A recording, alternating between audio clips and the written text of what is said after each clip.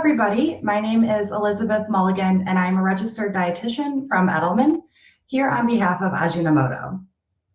For background, the Ajinomoto Group offers high-quality seasonings, including MSG, and many other products. At the core, the group's founding aspiration is for people to eat well, live well, reflecting the founders' hope to promote well-balanced meals that are not only delicious, but are also nutritious.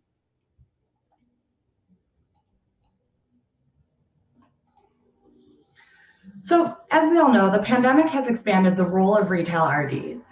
And instead of reaching and educating customers in the aisle, you are now entering the crowded health and wellness space digitally. In this session, we're going to share how retail dietitians can decide what social channels to leverage, what techniques they can use for breaking through, and how to clear up misinformation as it relates to food and health.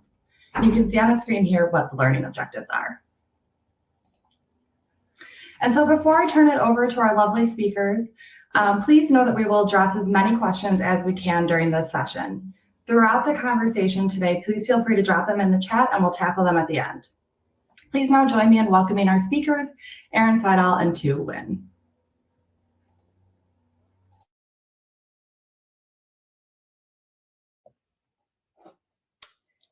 All right. Hi, everybody. I'm Erin, aka Food Science Babe.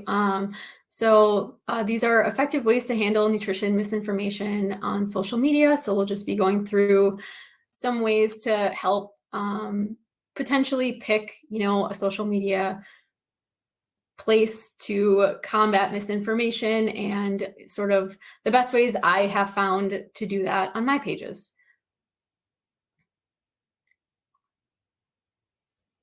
All right, so why registered dietitians should address misinformation? So obviously registered dietitians are uniquely qualified. Social media has brought about a large amount of nutrition misinformation, which I'm sure you're all well aware of, by pseudo experts, people that are not actually experts in this area, which just makes the misinformation keep getting spread around. But this places an even greater responsibility on registered dietitians, as you guys are the science-based professionals in this area. So just to make sure that they're disseminating accurate information, and social media gives dietitians visibility and recognition as those nutrition experts. So RDs are uniquely qualified to translate nutrition science into meaningful sound bites for the public. So if we're not part of the conversation, we can't obviously be part of the solution in helping combat that misinformation. There are many people without nutrition education or credentials actively providing nutrition advice on social media. So it's important to be in this space to balance the conversation and provide evidence-based information to counteract that misinformation. Social media can be a great way to communicate nutrition information directly to the people that you want to communicate it to.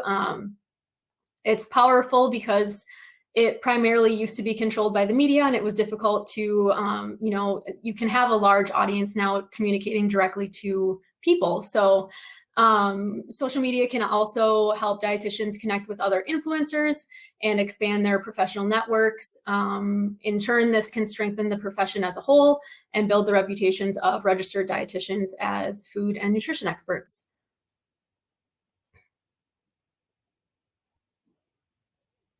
Okay, so to help potentially, choose which social media, sites you want to start with, it can be a little bit daunting. There are just so many features on all of the different platforms. And so I just kind of wanted to go through like the platforms that I'm specifically on, and just understanding like what are the formats for those different platforms, which can help you maybe decide between one or two of them. I started on Facebook and Instagram, and then went into TikTok, and I realized that videos worked for me. So that's kind of what I do now. But so to choose a platform, you could choose it based on like, if you want to do videos. So Instagram, you can obviously do pictures, you can do text posts with pictures and text, obviously videos. They're really pushing out reels now, which are shorter videos under a minute long. So it's helpful also if you're going to go the, video route to keep those a little bit shorter. They seem to be really pushing that short video. And then also on Instagram, you can remix videos, which is basically like a side-by-side response to somebody else's video. And then they have just implemented a feature where you can do a video response to a question, which is really helpful. So that really helps to answer, really common questions people are asking in your comments. You can just do a separate video answering that question. You can do lives on Instagram, which can help, do like a live Q&A or something like that. Also, they have your story, which is basically a post that you post in your story and it's there for 24 hours and then it goes away. And then also highlights are really important. And I feel like people don't utilize that enough. So highlights, basically you can save posts into different highlights that you can have on different topics. So I find this is a really good way to sort of organize all the things I post about. So if somebody asks about something, I can say, oh, it's in my MSG highlight or whatever it is. So you can go in there and you can see all the posts that I've done on that topic. So then Facebook, pretty much the same as Instagram, pictures, static posts, videos. They're also really pushing shorter videos. I've noticed lately that seems to be specifically Instagram and Facebook's way of competing with TikTok because that's become so big. So you can also do lives on Facebook, story, they have the story feature as well. Groups is one unique thing that Facebook has that the other platforms don't have, which I've utilized I have Patreon, so people that contribute to my Patreon. I also have a Facebook group where it's just a smaller group of people that ask questions, and I make sure to always get back to them because obviously I get so many questions and messages. So that can be a good way to have like a smaller group of people if that's something that would make sense for you. And then Facebook also has a way to organize videos into playlists, sort of like the highlight feature on Instagram. So you can kind of organize it into specific topics. TikTok obviously is just videos, 3 minutes maximum right now. Again, shorter videos are the ones that typically get to more people. People have really short attention spans, so it kind of helps if you're going to go the video route to keep them shorter. You can do lives on TikTok. That's not a feature I have utilized yet. You can stitch videos, which is basically you stitch 5 seconds of somebody else's video and then you can say like a response to it. You can do a duet, which is a side-by-side, and you can do video responses on TikTok. I do those a lot, again, for questions, answering people's questions, just do a separate video response. And then they also have playlists where you can organize your videos into playlists, which again helps organize it. YouTube is, short videos, longer. That one has the potential for longer videos. So if you want to do longer videos, I would definitely go with YouTube. And then they also have a live feature as well. So just based on that, I mean, it can be a little overwhelming, but yeah, I would just say start with 1 or 2, see how it goes. And obviously you can always switch if one of them doesn't work for you, but and then also just consider your audience. So if you are trying to target like a specific demographic, whether it's older people, younger people. So these are just based on my pages. So on my Instagram page, I just thought this was interesting because I haven't really looked at this before, but my Instagram my followers are 90% women, 10% men, 50% are between the ages of 25 to 34. Whereas on Facebook, it's 62% women, 38% men. And then the age demographics, oh, can you go back?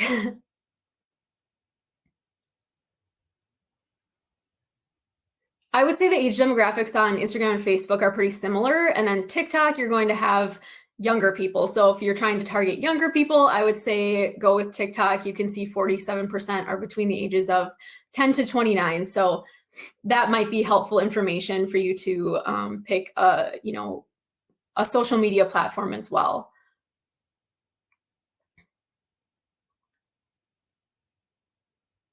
All right, so for standing out, it can be difficult, especially with so much, especially people talking about nutrition. So if you can create a niche that can help, it's not, 100% necessary, but it can be helpful. Mine just sort of happened to be debunking food science related content after I realized kind of that's what my followers really resonated with, and they are tagging me in posts all the time. So I kind of just, look at what I'm being tagged in, and then I kind of address that and debunk it. So that just sort of became what I did, and, trying to stick more to the food science side versus the nutrition side, to leave that kind of up to the dietitians to do. But like I said, you can experiment with various platforms and types of posts to kind of see like what you like better. I never thought that I would be doing videos, but once I kind of started doing that, it seemed the most effective and the most efficient way for me, because I can create my videos in TikTok, and then I basically share those videos on my pages on Facebook and Instagram. So that just kind of became what I did, and it was a lot more efficient for me than creating, posts with text and pictures. This is just an easy way to respond to a video and post it on all the different platforms that I'm on. So I present myself sort of how I am on my page. I've never scripted out a post or, made it look professional or anything. So that's just kind of, I take care of my daughter. I stay home with her. So it's just kind of like, when I can make a video, I do, and I don't make it try to look professional looking or anything like that. But I feel like maybe that has helped in a way as well, because people sort of, they're like, oh, it's not scripted. She's just kind of saying, what she wants to say and posting what she wants to post about. So I think that's sort of helped in a way. So don't be afraid to just, jump on and make a video. It doesn't have to be professional. It doesn't have to be all scripted out. But yeah, experiment with different ways of presenting the information. And I tend to use the green screen feature on TikTok, which basically I can share like graphics behind me and point to them. So that's been really helpful to sort of talk about something and be pointing to it while I'm talking about it. Just have fun with it too. I don't take myself seriously on my pages. I joke around. I have sarcastic posts. And again, I think that helps, and it resonates with people as well.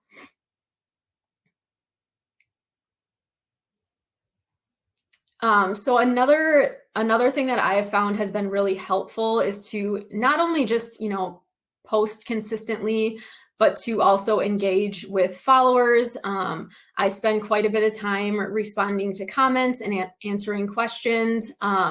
It can get very time consuming. So obviously try to put a limit on that as well. And I've also created a Patreon group, like I said, where it's a smaller group of people that if you want a question answered, I'll answer it in that smaller group. But I really do think it's important to be responding to people's questions, especially if you're getting the same questions over and over again. So the other reason why I respond to questions in my comments too is because a lot of misinformation can be spread in comments as well. So even if your post is evidence-based and then people are spreading a bunch of misinformation in the comments, that isn't very helpful if you're not sort of responding to that misinformation in the comments. Like I said before, live Q&As can be a great way to answer frequently asked questions as well. So I've done a few of those on Instagram. That's just a good way for people to jump on and ask you questions live, and you can answer them. Try to keep the message short and easy to understand, which is one of the most difficult things when you are an evidence-based communicator on social media, because it's really difficult to keep it accurate and nuanced, but also keeping it short enough to keep people's attention span. So I think that's one of the biggest challenges. Obviously, the people spreading misinformation can make a quick 1-minute video of a bunch of misinformation, and then to debunk it, it's really hard to fit that into a minute. So that is one of the bigger challenges, but try to keep it short and easy to understand. If it's a complex topic, cover it in multiple posts or videos. So I've done ones where I've had like a part 1, part 2, part 3, and then also cite studies that followers can see where the information is coming from. Obviously, that's a huge difference between people spreading misinformation. They're not citing sources, and so I think it's important to be doing that. And I don't necessarily do it on every single post. That's why I have my highlights, where I've saved a bunch of those references so I can refer back to those highlights, like on Instagram, for example. So I'm not having to cite the same sources over and over again. And then consistency, variety, and accessibility, I think, are also really important to consider as well. So if you can schedule out the week, I don't always do this, but as far as how many days a week you're going to post and on what platforms, I mean, it doesn't need to be every single day. It can just be like once a week to start out with. But it does help the algorithm if you are consistent with it, if that matters to you. And then if you can use all the different, I've found that it helps to use all of the different formats. So like on Instagram, using stories, using, posts, using live, I have found that has helped to reach the largest audience, because some people will just like go through people's stories. And if you're not posting in your stories, they're never going to see anything. So it's helpful to sort of use all the different features on whatever platform it is you're on. And then also utilize free and inexpensive editing tools. So I literally make all of my videos on TikTok. They have some really good editing features. I don't use any other editing software. I'm not great with I'm not saying my videos are great by any means, but that's just, it can be really simple if you want it to be simple. And then I use Canva for posts that are more text-based, because they have some good graphics and formats, templates that you can use. And then also just making sure that you're including captions as well. So most of the platforms I think now have captions you can just pretty much add in the platform when you upload if you're doing a video. Otherwise, Mixed Captions is a free app that I use.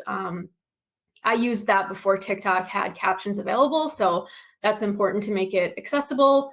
Closed captions, alternate text, easy to read text. If you're doing, text-based posts that have different colors, just make sure that they're easy to read.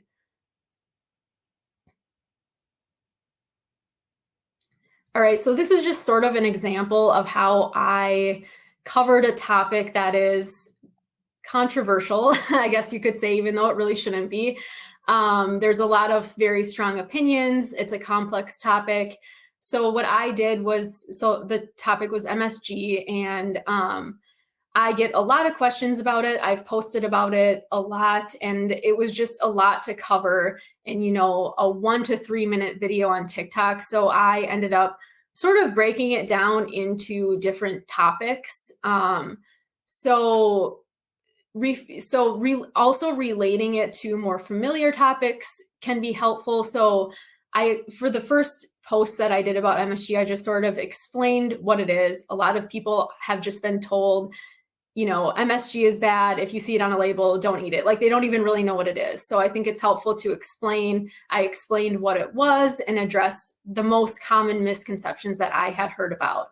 And then from there, I did a post where I sort of related it to glutamate in different foods and how our bodies, metabolize the glutamate in the same way that, it is in tomatoes, Parmesan cheese, all these different foods that we eat all the time. So I think it's helpful to relate it back to something that people might understand better. And then the third post that I did was more in depth about how it's made, and then related it back to other fermented foods so people could sort of understand, like, oh, it's like these other fermented foods that I eat all the time. Again, making sure you're citing studies along the way, responding to comments. People will definitely have questions. Again, responding to potential misinformation that's being spread in your comments, I think, is really helpful. But it really helps to sort of break it down into multiple videos. And I also find myself doing the same videos over and over again, which can get a little tiring, but I think it's also necessary. People might need to hear the same message a few times before they're really like, oh, that makes sense. So a lot of times my videos are just sort of stating the same things over and over again, but it does help if people hear it a couple times. I mean, they've been hearing the misinformation over and over and over again. So to sort of get them to listen to the evidence-based information, they might have to hear it a few times before they really listen. So I think that can be helpful. And then this was just another example, another topic that is controversial, that really shouldn't be controversial, but GMOs, again, a very complex topic. This is a topic that a lot of people might not have, any any knowledge in genetics or, you know, the basic science that would allow them to understand this. So I think it's important to start with, even if you think it's like, oh, this is so basic, people won't care. I mean, it's important to start really basic with some of these topics. And so with genetic modification, I've done so many videos just like literally explaining what it is, what GMO means, because a lot of these misconceptions just come down to the fact that people don't understand what these things are, what they mean. And so I think just getting that information out there a lot is really helpful. Again, covering myths, just like with MSG, there's a ton of myths associated with GMOs. So I've done multiple videos covering different myths regarding GMOs. And then also that third picture there is just showing where the highlights are on Instagram. So, you know, I have a GMO highlight, I have an MSG highlight. Just every time I've posted about these things in my story, I'll save it to those highlights. So then if somebody is asking about something that I've already covered, it's nice to just say, oh, just go look in my GMO highlight. You know, you'll find it in there.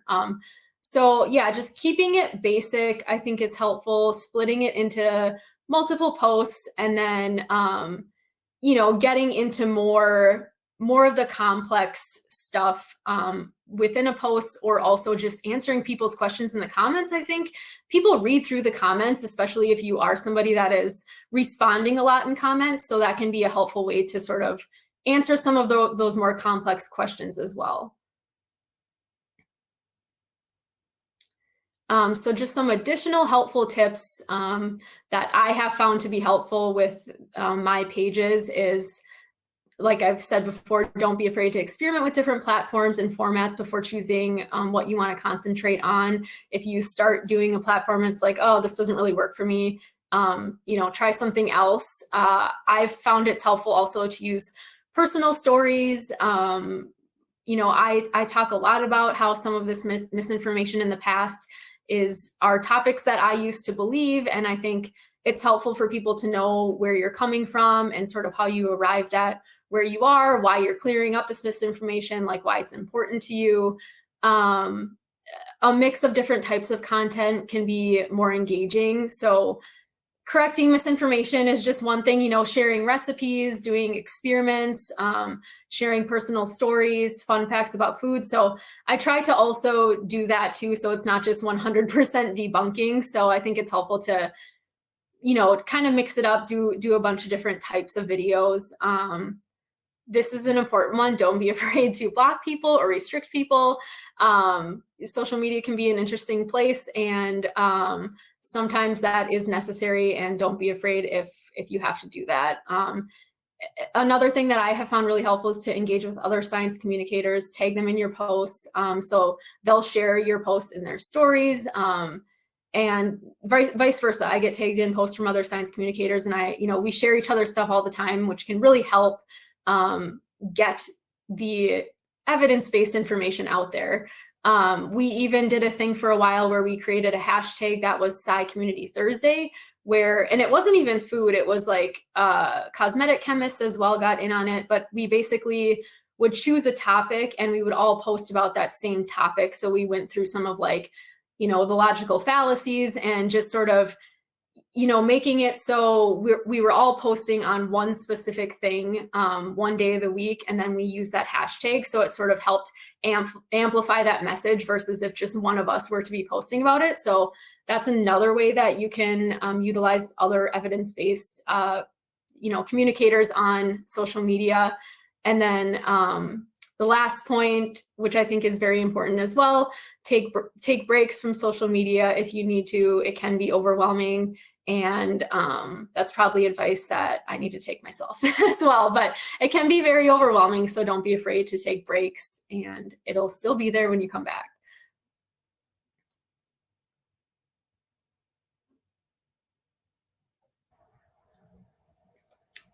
Awesome. So good afternoon, everyone. I'm Huynh. I am one of the registered dietitian nutritionists on the Healthy Living team at Giant Food. We can go to the next slide. Thank you. Okay, so Erin, she just gave us some amazing social media guidance. And today I'm not going to be telling you all anything that you don't already know. But as retail dietitians, we all know that we have that added layer of those challenges and limitations. So here are some that our Healthy Living team faced and continue to face when it comes to social media. And let us know in the chat box if you can totally relate to these, or if maybe you have any other big challenges that you encountered, but I don't have listed here. So first, the retailer themselves. This can be a little bit different for all of us here today, but also very similar. Maybe you're using your personal social media accounts to show what you're doing, or maybe like our team, you were sanctioned by your retailer to have a brand social media account. But regardless of how we're using our social media to reach our customers, we do have that added challenge of our retail affiliation. So things like brand messaging. We all work for retail companies that sell everything. So despite our own personal beliefs, our messaging has to align with our company values, right? So how do we navigate this when, a customer comments on a post that you should never eat cookies? And again, let us know in the chat box. Is this something that you also have faced with your social media strategy? Next, we have the vendors. So most likely your team has some sort of shopper marketing program. But when we include social media in shopper marketing packages, and we all know that this is something that vendors love to be a part of, things can get a little challenging. So besides juggling the way we want to run our social media with the way our retailer wants it to look, we now have that third party who also has a say in what we post. So again, let us know if you've run into any social media challenges with your vendors. Some challenges include requiring to say things in a certain way when working with commodities. So we had a vendor who was very uncomfortable with us using hashtag healthy living by Giant, which is our name, alongside their product because of that word healthy. And then how do you feel when you're posting hashtag ad or hashtag sponsored when you're promoting certain products? We might be afraid that it takes away from our authenticity or that we're just there to sell products. And customers, they might perceive us as merely sales drivers and not the credentialed healthcare providers that we are.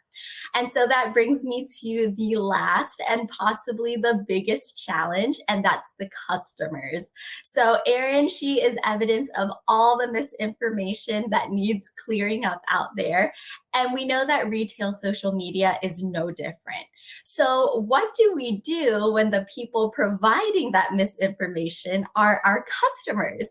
So these are some of the types of comments that we've gotten on our Facebook page. And I'm sure they seem very familiar. I know you all have had comments like these too as well.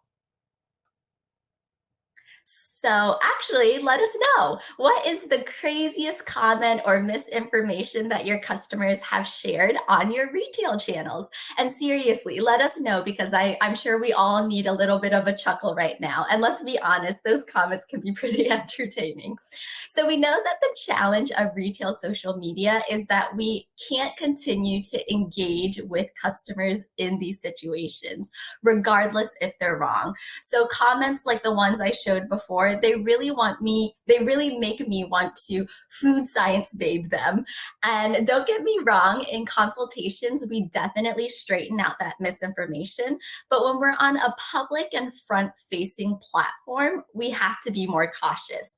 And that's because customers, they can make or break you. We know that social media is a powerful tool. So if customers are unhappy with the way that you've responded to them, you've lost a customer. And we know that leadership does not want to see that.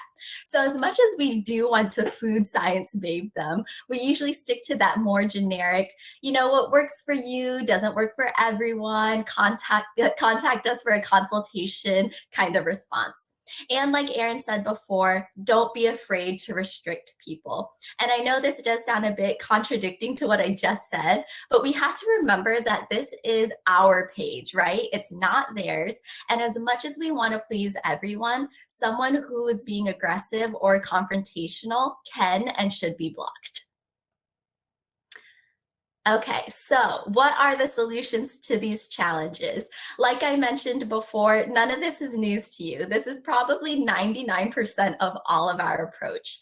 Again, since we work for retailers that sell everything, we highlight that all foods fit approach. And our approach is to really emphasize being inspirational. So we still do that myth busting and talk about controversial topics like MSG, but we do it more from a did you know approach. Again, we're leading with that inspiration and giving our customers that aha moment. And we found that our customers are staying engaged with us when we're offering inspiring ideas and solutions. So let us know if you've also found that this is the same with your customer engagement. And rather than talking about, how to enjoy candy in moderation on Halloween, we're inspiring you on how to make a Halloween themed charcuterie board with better for you options that you can find on the shelves. Or rather than giving you a basic snack recommendation of whole grain crackers and cheese, we're roasting grapes and topping our cheese and crackers with that also. And besides just addressing these challenges, part of retail social media is to be able to engage with your customers. So the direction that my team went with was developing very intentional personas for each of the nutritionists on our team. And believe it or not, this was actually kind of hard. It's hard to home in and really find your very specific niche, but we did it. And from it, our customers can understand why they might want to reach out to a particular nutritionist. So these images, they really tell a story. In the middle, we have Kristen. She's our snack-loving, happy hour hosting nutritionist. Emily's there at the bottom. She's our home chef trying new recipes and new kitchen gadgets. And then we have Leslie up there in the corner. She takes a holistic approach to wellness and reminds all of us of self-care. And just like Erin had said, when it comes to social media, if you're able to, try different platforms and see how it goes. So we started off with Facebook, but we're seeing that we're getting more engagement with our target customer with our Instagram or our TikTok style posts. And although TikTok was definitely not part of our strategy a year ago, we're now making a case to see if we can try out these platforms as well. So if you've gone down that rabbit hole of TikTok, you may know those introducing myself videos that were trending.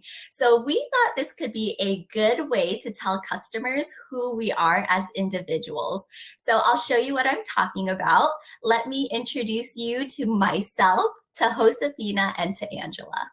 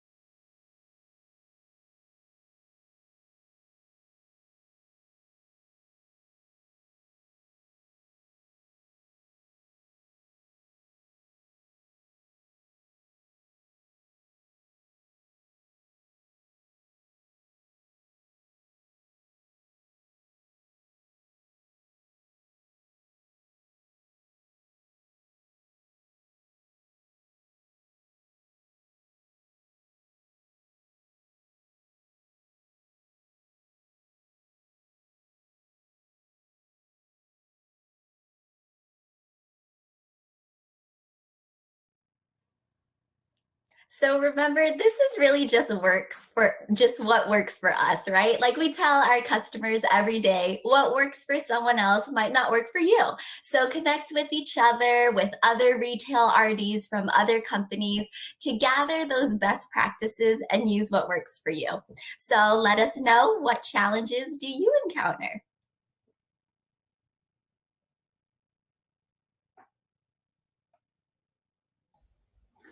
Thank you both for such great presentations. Up on the screen, you can see how to follow Erin as well as Ajinomoto Group. We fortunately have a bit of time for questions, so feel free to drop those in the chat and we'll address them right now. I did see one question come through that might be best fit for Erin to answer regarding Facebook Lives. So we know that short videos are really what people are gravitating towards right now. But just curious if you think that there's still a place for Facebook Lives and if those are still valuable and how to utilize them differently from, say, shorter form video content. Yeah, so actually for the live, so I've done live like Q&As on Instagram. I think I get more views on Instagram, but also I utilize the Facebook Live feature in that smaller group that I have on Facebook. So I do 1 or 2 Q&As a month for that, live Q&As a month for that group on more specific topics. So I don't think I've ever done a live just for my like page of a bunch of followers, but I utilize that for that smaller group of people that I have. And that's been helpful because if they have more detailed questions about specific topics, that can be helpful. That's great. Then one question I have for you two, just while we're waiting for some other ones to come in through the chats, is those persona videos were fantastic. And I think it's such a great idea to give each person on your team their own persona and their own light. How did you go through the exercise of identifying the personas and what did that whole process look like? Yeah, thank you for that. It was actually kind of a long process. Like I said, it is challenging to really home in and try to find your niche. We did a lot of vision boarding. My colleagues in the chat box can say that. And we did a lot of sharing. We also, talked as a group about each nutritionist and identifying things that are good about them or things that their expertise, because sometimes it's hard to kind of self-reflect and identify things that you're good at. So it's really good when you have a team that can tell you what you are excelling at and things that you see that you're passionate about. So it really comes down to, just talking with your team and doing those vision boardings and exercises to see what brings you passion. And then one thing that came through in both of your presentations was around setting boundaries with people who might be overstepping and not maintaining that level of respect that you would expect out of your followers. At what point do you draw the line? Because I understand you need to respond to people and you need to make sure that you're offering that communication. But from both of your perspectives, where have you found is the best place to just say, that's it, it's time to block you from my content moving forward? Yeah, so I personally, if it's somebody just continuing to post false things and it's like I responded once and they just continue, sometimes I'll just block. Instagram is nice because they have a restrict feature, which they can still comment, but nobody can see the comments. So that's a feature I will use on there, the same type of thing. If somebody is just, if it's like I responded, just sort of explaining like, oh, that's not necessarily true. And like, they just keep repeating it. I'll just, restrict. So they can still follow my page, but like nobody can see the comments that they're commenting. So that's kind of how I use it. I try not, I don't block very often, but I think it's, like you said, you have to set boundaries and it's important to do that. Or if people are just being disrespectful to other people too, which happens a lot, that's like an immediate block. So yeah. Yeah, I agree with Erin. It's about the same thing. It's when you respond once and then they continue to respond, or if they start to become, a little aggressive or they continue to spew that misinformation, that's when we decide to block them. Very fair, and that's good advice. I think a lot of times while people are on their goals of growing their followings, it can be difficult to take that step back and just know it's time to block. We got a great question from Ashley. When debunking information, how do you respond when people say you're a shill for food companies or big food, etc.? She's heard that a lot when talking about the dirty dozen. Tu, do you want to start with that one? Sure. Yes, we definitely get that kind of response sometimes too. I would say kind of the same approach, saying, I'm sorry you feel that way. What works for you doesn't work for other people. Everyone has different lifestyles, different things that they take into consideration, and then always referring them to that scientific evidence, letting them know that, the information we're providing is backed up by science, and then providing them those resources so that they can see that it's not just coming from us, it's coming from all the science world. Yeah, I would say the same. I have the same approach. I think also in those cases, sometimes that's when, I'll kind of communicate how in the past I used to believe the dirty dozen. Like, I think it's helpful also to share that experience. And it's like, I'm not just saying this because I work for, a company that's telling me to say this. It's like, hey, I used to believe this too. I realize it's not correct. And, here's the information. If you're willing to question those biases, it's here for you. But you're going to get those shill I get it daily, basically, and it happens. And yeah, I mean, all you can do is just provide that evidence again and potentially share your story of like, hey, this is something I used to believe too. I think just like the understanding of like, yes, it is very, this stuff is out there so much. I understand why people would be confused. Like, I think it's important to acknowledge that we understand why you can be confused about these things. Yeah. Those are both great points. We received another question from Kirby. Oh, that I just lost. Let me see, sorry. Curious if either of you have noticed any trends with online engagement recently. Erin, I know you touched on this a bit in your part of the presentation, but anything to add there? So definitely, like I said, short videos, it's getting a little bit frustrating, like how short. Like, I'll make a 1-minute video and based on the comments, it's like, oh my gosh, like people didn't even watch the whole video. So yeah, unfortunately, the shorter the better. And Instagram actually is taking away, I'm not sure what's going on with Instagram, but they're taking away their video feature. And somehow they're going to incorporate it into Reels. So I think they're trying to make sure their videos are like that 1 to 3 minute length as well. So that's definitely becoming a trend, and it can be very challenging for people trying to communicate evidence-based information in a very short amount of time. Then I think we have time for about one more question. So this final question is, how do you balance planned content versus responses to viral mistruths? Tu, would you like to answer that one first? I think this would be more of a question for Erin. We don't have too many response to viral mistruth videos. We do our like 2-minute takes where it's like a short, video where it debunks things like the dirty dozen or shopping the perimeter, but giving them again that kind of aha moment so that they, know that it's again not just them who believes that, but it's everyone who does, and that it's good content for them to learn from. Yeah, it's difficult. So I'm not very good at this, but I try to plan out my week, like 2 or 3 videos I'm going to post.